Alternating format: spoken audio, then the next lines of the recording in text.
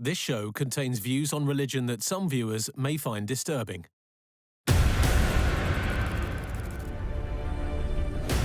The Dead Sea Scrolls were one of the most important archaeological finds of the time. They were discovered here in the caves of Qumran near the Dead Sea. But what was written on them? What secrets about the time of Jesus do they reveal? Why did the Roman Catholic Church keep them out of the public domain for nearly 30 years? Why were they considered so controversial? And what still lies buried out here? To modern Israel, the Dead Sea Scrolls are of immense significance, and they're treated with enormous respect and reverence. They bridge a gap in knowledge about Jewish history.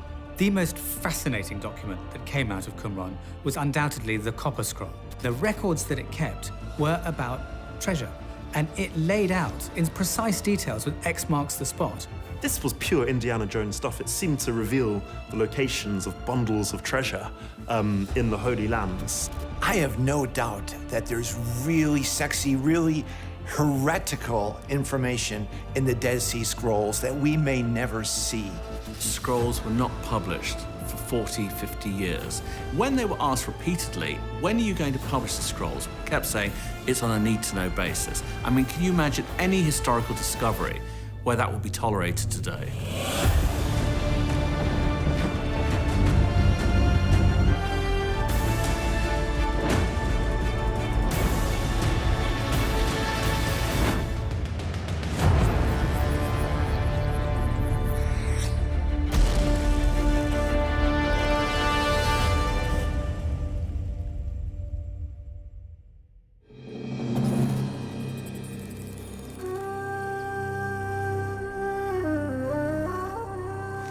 The Dead Sea Scrolls are made up of thousands of written fragments, the remains of larger manuscripts damaged by natural causes or through human interference.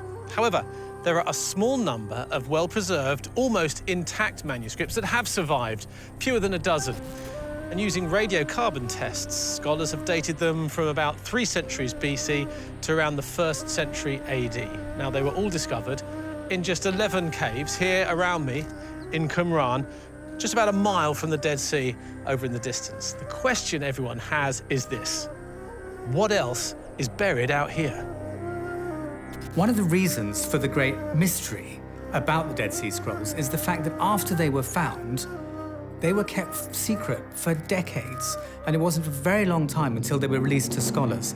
In that atmosphere, particularly of biblical research, where there's very little new material for people to look at, this became explosive. People were wondering, what is in them?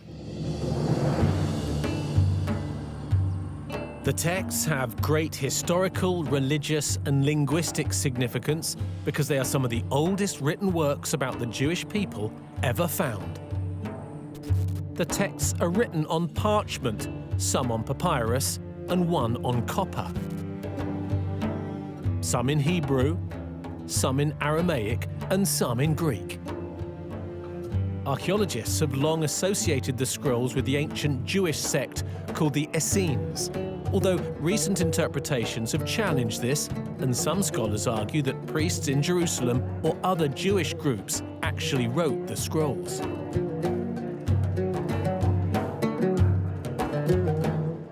When the scrolls were discovered, they were, as often happens with artifacts, they were sold on the market, a vast number of them. And so it took a while to bring them all back together again. And a number of authorities had control over them at different times.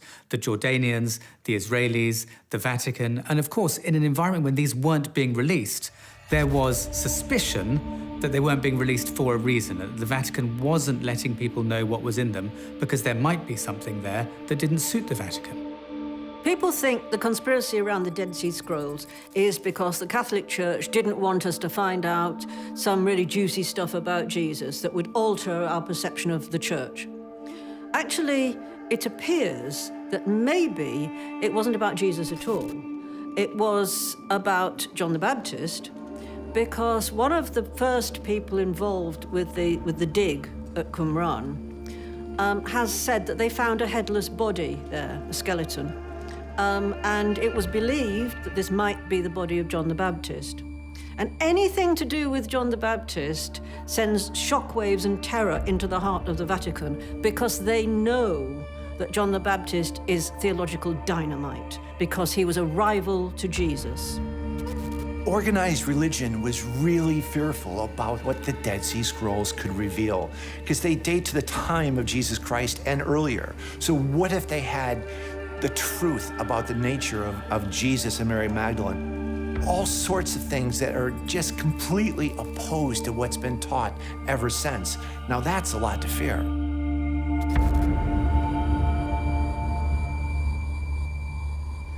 Because of the poor condition of some of the scrolls, scholars have not been able to identify all of them. But here's what we do know. Some 40% are made up of copies of text from the Hebrew Scriptures.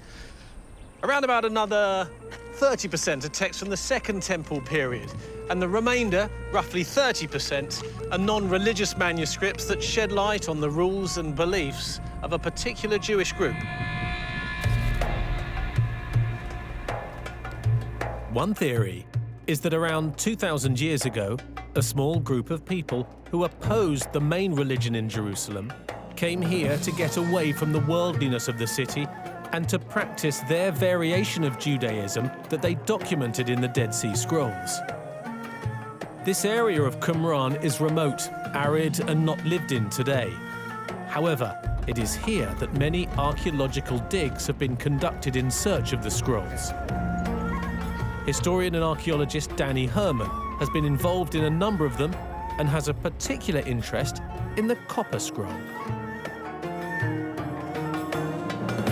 Copper Scroll is really a big mystery on so many levels, okay?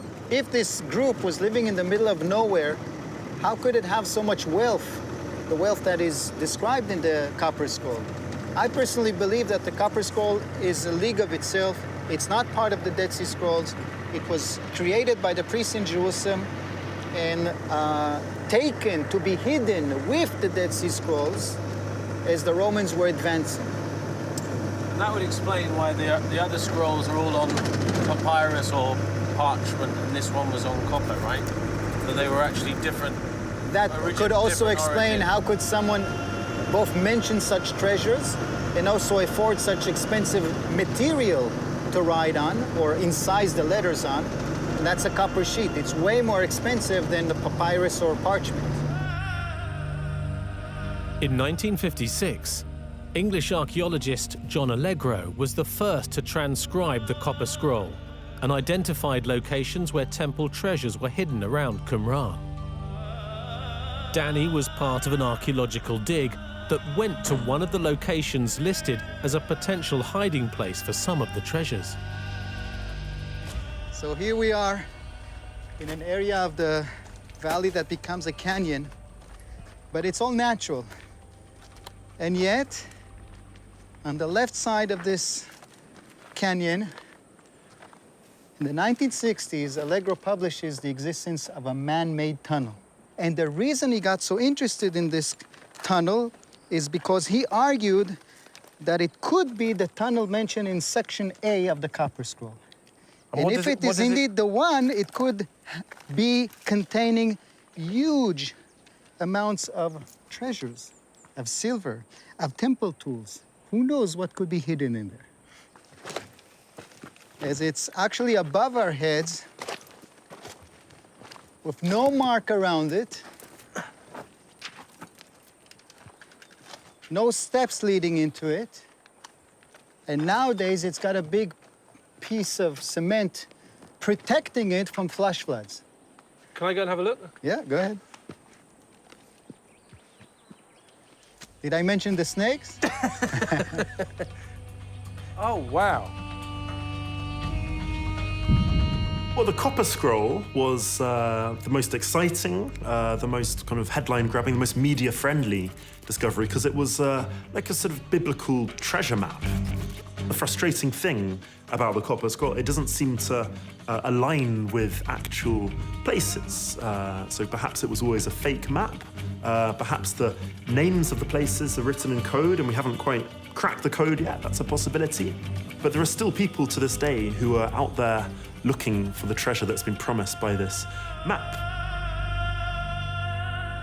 The copper scroll lists 60 hiding locations and containing maybe 100 or 200 tons of gold and silver. That by himself sounds like an hallucination, you know, who could have so much wealth? But let's remember, up in Jerusalem, the priests were collecting a huge amounts of wealth from the temple tax and from donations of Jews from all around the world. So such quantities of wealth are possible. But why would they be hidden, and why would they be documented on a copper scroll, and why would that copper scroll be hidden with the Dead Sea Scrolls next to the Dead Sea? If we were to find at least one of the treasures, we could at least tell that copper scroll is a real documentation of real treasures. I don't think it's a hoax, because you've got the Romans bearing down on you. You know, they're coming for you. What are you going to do? Sit there and write a huge, lengthy hoax on a copper scroll? Doesn't seem like a good idea. Probably better to run, actually, at that point. So these are people desperately writing this stuff down in the hope it will be found. I don't think it's a hoax. I think it's somewhere out there.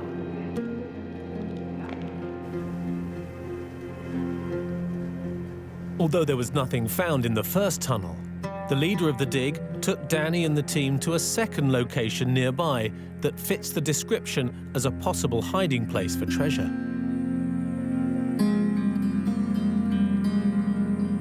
It's just down the stream, over here. Oh, right, okay. Another tunnel similarly designed on the left side of the dry riverbed, going in a very sharp angle. Maybe this one will contain the treasures.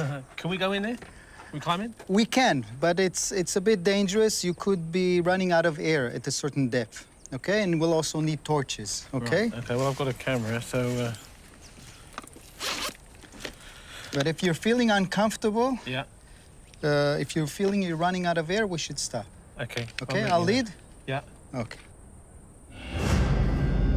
A massive amount of rock and debris was cleared from this tunnel, and it now extends 40 meters down into the cliff.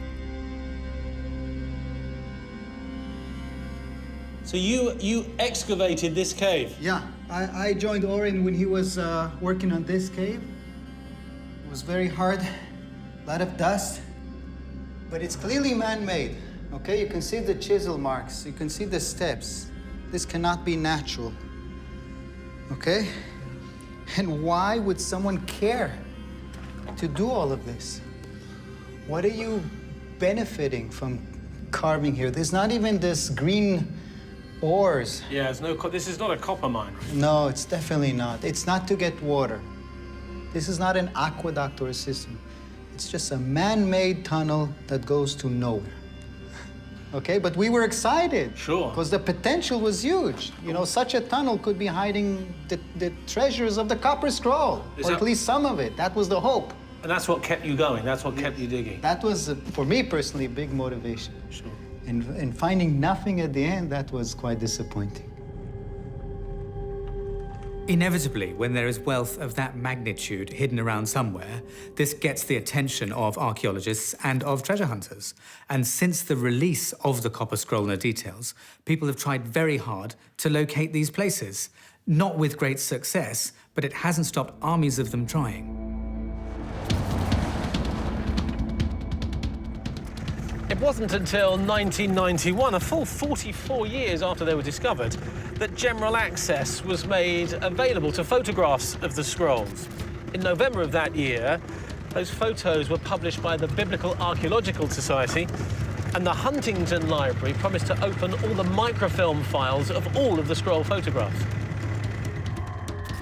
I don't think people immediately realized how important this discovery was.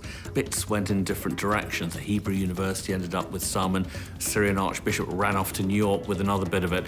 But I think as it became evident what this was, then the excitement rose hugely. It was not immediately clear that these were objects of particular scriptural value. So they really do the rounds. A lot of them travel to America. They end up in the hands of various academics and scientists. But the Vatican quickly got wind of this and locked onto it, and then sent its agents out and did everything possible to scoop them up, and then kept them under lock and key for a long, long time, for a suspiciously long amount of time, before any kind of results of their investigation were published.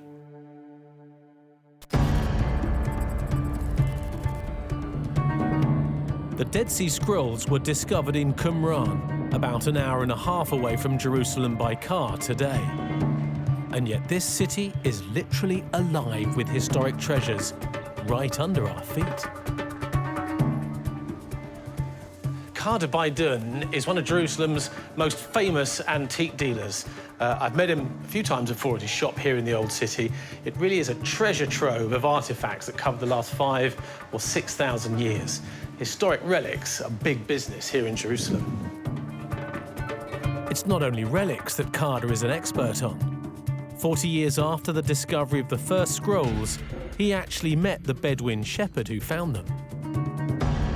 So Khadr, tell me how the Dead Sea Scrolls were discovered. It was by accident when he lost his one of his goat. He was looking to find it, and it was in the cave, that cave. And when he went down to look after his goat, he found the jars around the cave, and it was full of scroll, each jar with one scroll. And when you say jar, what like a... It is like here's like this jar. Oh, wow. That's from the same period, 2,000 years ago. This is 2,000 years old? Yes. And so the scrolls were... was storage in the jar, hidden in they hide it in the jar. Right, OK. And then he find it and he pick one or two of them in that time, just for curiosity. He don't know what is this. And then he was walking in Bethlehem, where he met a sandalier, a guy who fixed the sandals. Yeah. And then he said, I found this thing here. Do you know what it is? What is it? If it was money or whatever. Then he said to him, okay, you know how what? We can sweep it. Just give me one sandal and. One of the most important discoveries of all time, he swapped for a pair of sandals. Yes, he swapped it with them, and then he have no idea how much it was. The story of what happens to the scrolls is really interesting because at first they're completely invalidated. The boys take them back to the village elders take them to various places, and in Bethlehem they're told, no, these are fakes, they're worthless, they're probably stolen from some synagogue. But eventually, shortly thereafter, in 1947, someone who understands what they really are buys the first few of them in Jerusalem. And then before you know it, there's advertisements in the Wall Street Journal for these scrolls, and they've been trying to sell them to universities for large sums of money. So, I mean, how much would they be worth, the Dead Sea Scrolls, if someone was to find them today? In that time, it wasn't, in that time, there was not much of money in the hand of the people. Sure. When you talk about, in that time, 1 million, like you are saying now, 900 million. Wow. Yeah. Worth a lot of money. Yeah. And so could there be more scrolls hidden in caves around Qumran now? Certainly there is more. Because what I believe that there is the big possibility because of this 2,000 year raining and the weather, and there was earthquake and it covered one of these caves, and that's the possibility that's still in one of these caves. It might come as some surprise, but the black market for the Dead Sea Scrolls is still alive and well, and has been since 1947, when they first were kind of discovered and acknowledged as existing in the first place. And they trade because there's always going to be interest from wealthy patrons who want to get their hands on these. And it's also reflective of the fact that while we have an official Israeli organization that holds the known Dead Sea Scrolls, there are many others that are not part of that library. We shouldn't assume that there isn't a whole load more scrolls out there. I mean, about 50,000 fragments have been discovered, but they still think there's many more out there. But a kind of sizable chunk of the Dead Sea Scrolls that were discovered ended up in private hands. And these were passed around. The dealers, some people thought they were fake, other people didn't. Some ended up in the hands of academics. And even to this day, it could be the case that the bounty is fragmented and there are interesting discoveries to be made, just in someone's loft.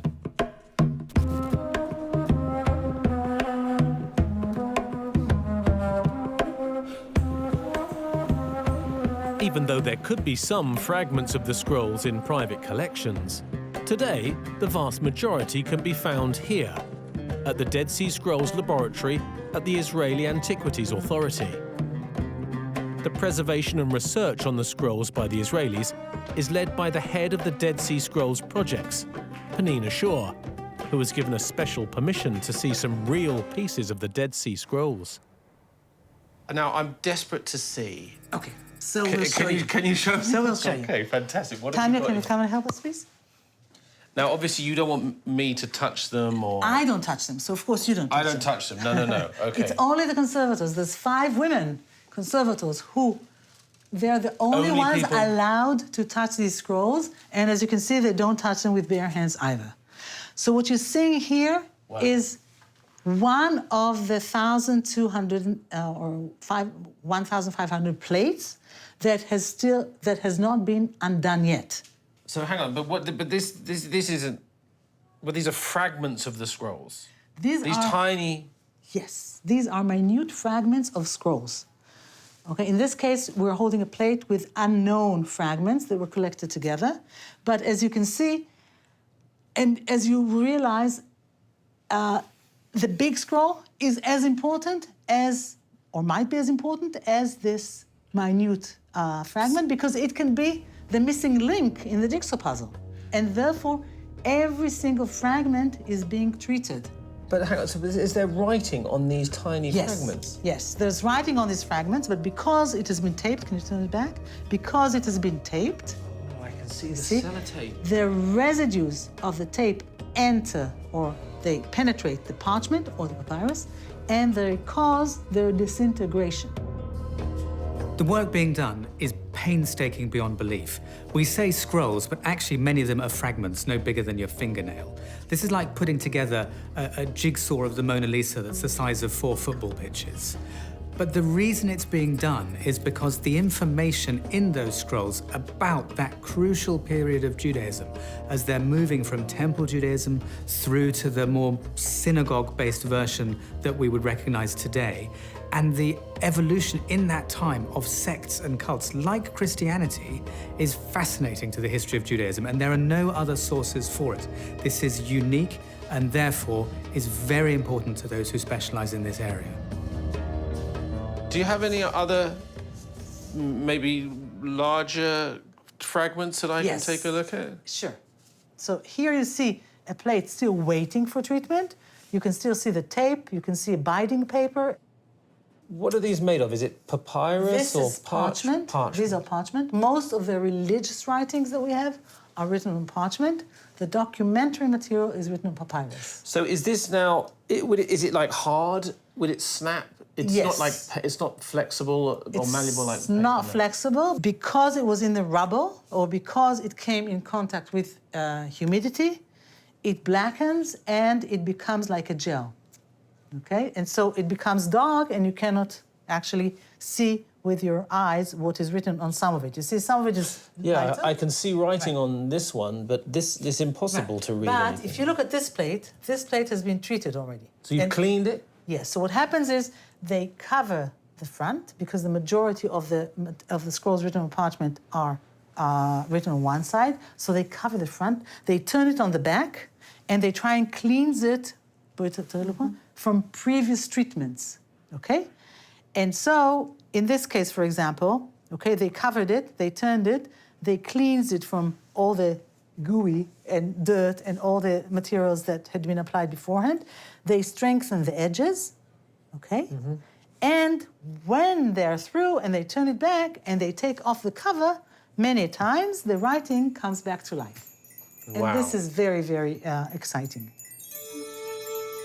I think you almost have to look at the Dead Sea Scrolls as the foundational document of the State of Israel. You know, the US has the Declaration of Independence. Israel has the Scripture, has the Old Testament. And this is the oldest, by far, the oldest version of the Old Testament. So, of course, they're going to guard it jealously. Plus the fact they've had other people taking bits of it. It's shot off in all different directions. They've desperately tried to get it back. So clearly, when they do get scrolls back into one place, they're going to make sure nobody else gets a look in.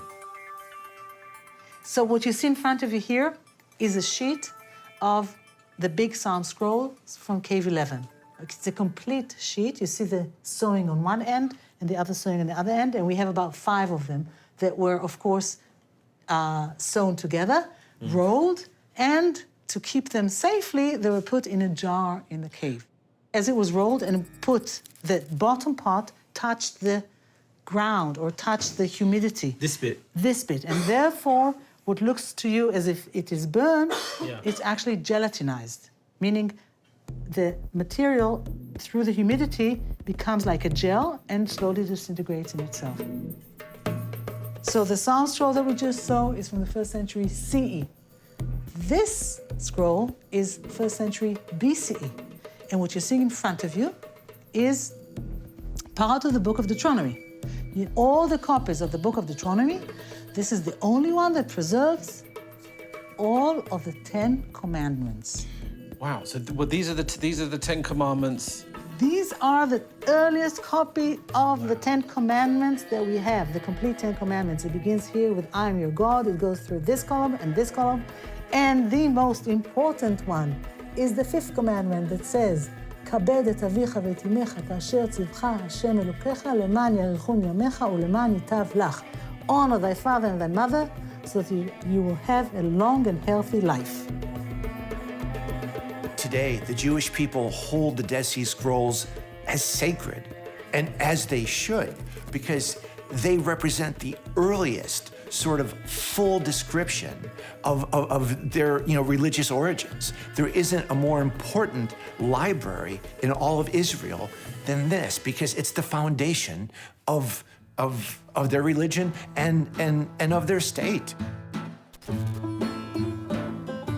The preservation of the scrolls is clearly a massive task, with thousands of fragments still to be catalogued and archived. However, some of the processed scrolls are on display in museums around the world for the public to see in all their glory. What's fascinating is that some archaeologists believe there is still more to be found. A team of archaeologists in Qumran, working under the banner Operation Scroll, excavated a 12th cave known as Cave 53 early in 2017. Unbelievably, despite the cave having been looted, the experts confirmed that it did once hold scrolls. One of the men in charge of the team was Oren Gutfeld. Now, I've spoken to several experts who say that the whole area around Qumran has been surveyed once, twice, 3 times, and there's nothing more to be found. Do you agree? Well, that's not true. Because of the attitude that our professor told us at the universities, there's no more scrolls over there. Devo, the Bedouins, Operation Scroll found everything. In the last 5 to 7 years, more and more small pieces or fragments, of parchments, of scrolls arrived to the market here in the old city of Jerusalem. So you're telling me that fragments of scrolls are traded by dealers here in the old city? That's correct. That's correct. Of course people are still looking for this treasure, and why wouldn't they? There's a Jewish archaeologist by the name of Dr. Oren Gutfeld who is doing a lot of work in this area, and he's finding things in caves around Qumran that are suggesting that there were scrolls there. There's fragments of papyrus, there's shards of pottery. So it's really quite encouraging that we might be beginning to decipher this copper scroll after all these years. Today, the State of Israel established a new survey program, Operation Scroll 2, sponsored by the government, with teams that now, this minute, are surveying on the cliffs and working in the caves. So I don't know, from that they got the idea that there's nothing more to look over there. And look, my cave, Cave 53, is the proof that there's more over there. We have found a new scroll cave.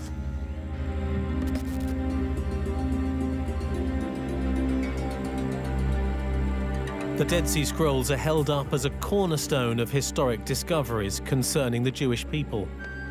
But how much do we actually learn about them from these scrolls? And are there still more scrolls to be found? Dr. Noam Mizrahi is a celebrated academic who agreed to meet with me and give me the unvarnished truth.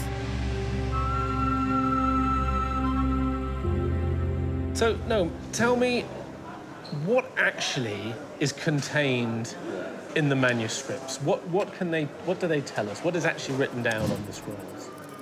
It's a bit of a bewildering collection of texts, to be honest. We can divide the scrolls into 3 or 4 major groups of texts. One group of texts, which is about 25% of the material, so about, let's say, 250 scrolls, is what we call biblical scrolls, the earliest copies of books that we know as parts of the Hebrew Bible. Right, but with stuff, the kind of stuff that we knew anyway, stuff we've read. Absolutely. Right. However, it's very important for me to emphasize that almost none of these copies is identical to the text of the Bible as we know it. Okay. Sometimes the differences are very slight. There are matters of spelling, of orthography, of language. Sometimes, however, these are major differences. The text, it's like that you read a different edition of the same text. So should we be updating the Bible? Should we be updating the Old Testament with these discoveries? Well, we should definitely know that even the Old Testament had a history. So before the Dead Sea Scrolls, the oldest version of the New Testament we had was from about the 400s, but the oldest version of the Old Testament was actually a lot more recent. It was only 1,000 years old. So this meant we now had a 2,000-year-old version of the Old Testament, everything except the Book of Esther. So that in itself, obviously, was fascinating to both Jews and Christians. But also, we learnt a lot about this strange community out there in Qumran, who were a kind of mix of radical Jews and proto-Christians. You know, I think you have to see it as a very fluid environment. It tells us a lot about the sort of people who invented modern Judaism and modern Christianity. Do you think that there are still secrets hidden within the scrolls, within the documents that we are yet to find out? I would say that all the scrolls by now are known, but the scrolls have disintegrated to so many small fragments, and the assortment of these fragments, it's like a huge number of jigsaw puzzles that we're still playing with. So every year there's a new publication, more than one publication, which offers a new identification of fragments, a new assortment, new joining of fragments, and then this in turn recolors our understanding of the text. Do you think it's possible that there are more scrolls hidden in Qumran or in the mountains nearby? Personally, I very much hope that there are. It would be wonderful, of course, if we get other scrolls. Even if we get other copies of the same text that we have in Qumran, even that would be a major help, because so many of the texts are so hopelessly fragmentary that every new bit of information would be crucial. It's possible there's a lot more to find at Qumran because we don't know the extent of the cave network. People did bury stuff, and certainly around the time of the Roman suppression in about 130 AD, a lot of those documents have gone missing, something of a dark age in historical knowledge. And yes, there probably is a lot more stuff, but whether it's going to be explosive and sensational, you know, to outsiders, or just some more academic stuff, is absolutely open to question.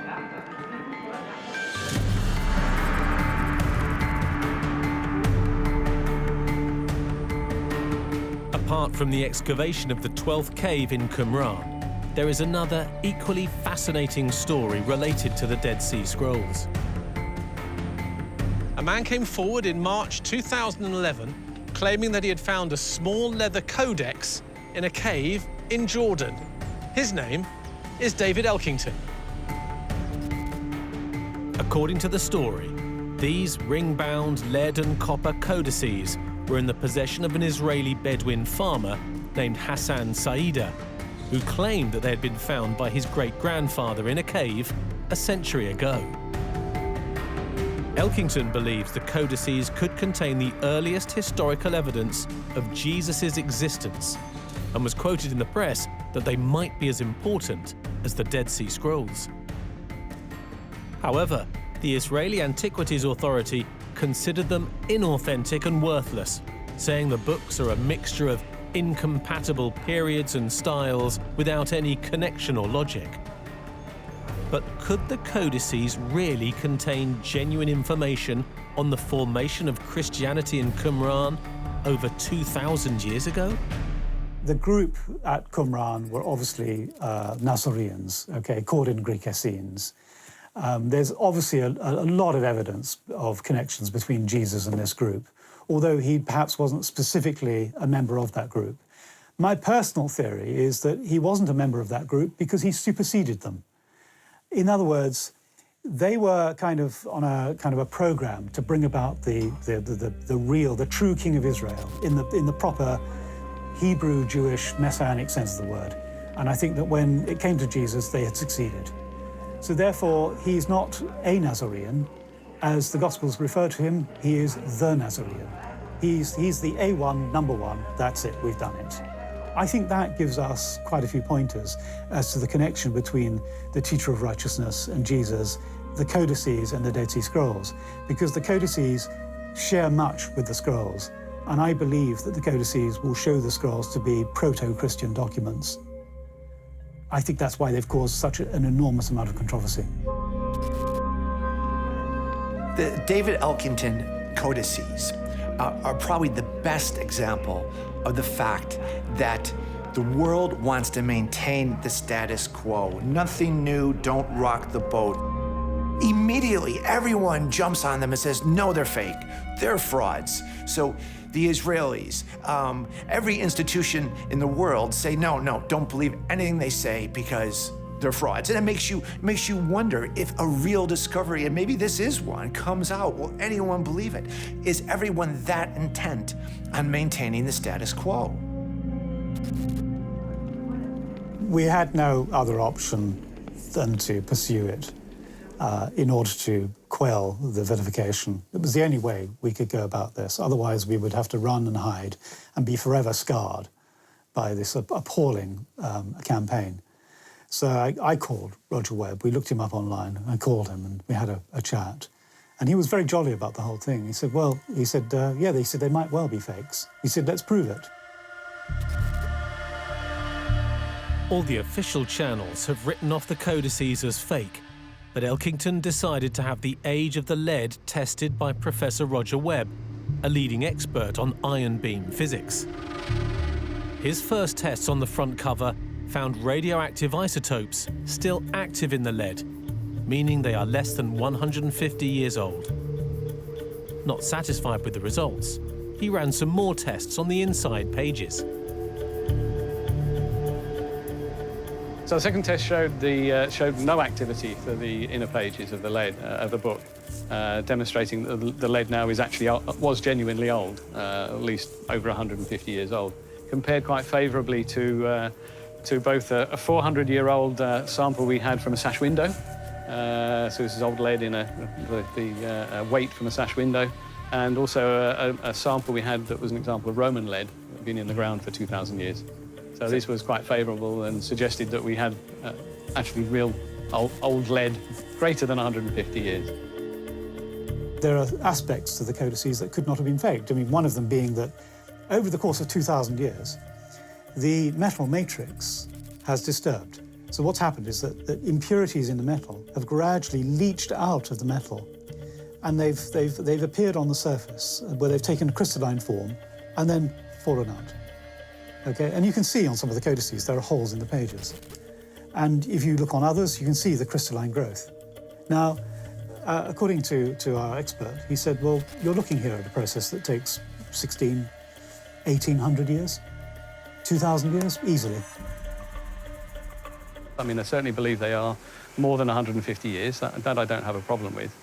The going back 2,000 years, I don't know. I can't put an age on that at all. There are other evidences that it is actually quite old. The patina on them does actually indicate that these have been around and in contact with the ground for a long period of time. They look very similar to lead that we've dug up out of the ground from 2,000 years ago, so it's been in contact with the ground in the same way, and they look very similar to that. So in terms of the way they look very authentic. I've never believed them to be fake. If you follow a logical progression of why and how they exist and the circumstances in which you found them, it simply does not tally that they are fake. And furthermore, nobody has yet convinced us of how they were faked. We've seen fakes, we've seen modern ones, and they are remarkably different. I mean, so remarkably different that you want to fall about laughing at how crude they are, because when you're using lead, it can only be crude when you're using it in a modern circumstance. It seems that experts are saying there are multiple dates ascribed to various bits of the codices. So it looks like it's been a bit of a mishmash put together at some point, not necessarily very recently. There is still a wall of silence. There is still a wall of dogma, preservation, that I don't care what you've discovered or how accurately it dates or how authentic the non-biased laboratories say it is, it's not going to be accepted. It's really quite worrying.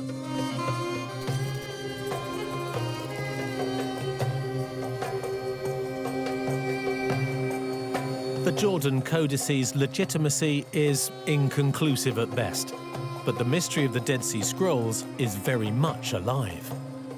In the vast open space of Qumran, there may well be fragments waiting to be discovered by archaeologists still digging the site today. Almost habitually, the authorities, the Catholic Church, have dismissed all of these as fakes. They must be fakes, they can't possibly be real. And that could be the case, but it's also the case that you never know what the Earth is going to spit out. And it could be that one day the Earth is going to spit out something that does undermine the whole kind of value system of Christianity, of Judaism, of another religion. So it is a little bit suspicious that whenever something new is dug up, seemingly promising artifacts, it's often sort of conked on the head and instantly dismissed. I think what's more fascinating about the Dead Sea Scrolls and what's in them is actually why they were written, why they were hidden. You know, this was a community that was about to be slaughtered, basically, by the Romans. You know, they were on their way out. And we learn more about, you know, the desperate measures they took to hide the knowledge they had, how much importance they put on this knowledge. And then, of course, the copper scroll, you know, the treasure map, you know, which is fascinating. You know, but we get to see a community that knew its number was up. You know, that's basically what the Dead Sea Scrolls show us. But in terms of what they say, not so interesting. Indications are that we may have in the Dead Sea Scrolls the tip of the iceberg. There's probably a lot more. And local and recent excavations are validating that there's signs of shards of pottery and little fragments of papyrus that indicate that even more of the Dead Sea Scrolls are on the black market. And there's probably all sorts of caves and hideaways around the Dead Sea that we've yet to find.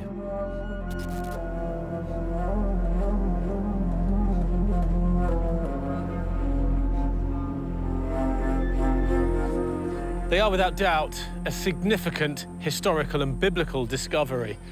But how many other texts and scrolls still lie buried at Qumran and other sites in Israel and Jordan? Importantly, how different are their facts from what we know from the Bible? Is this difference, or perhaps a fear of it, the reason why the authorities covered up the release of the Dead Sea Scrolls for over 40 years?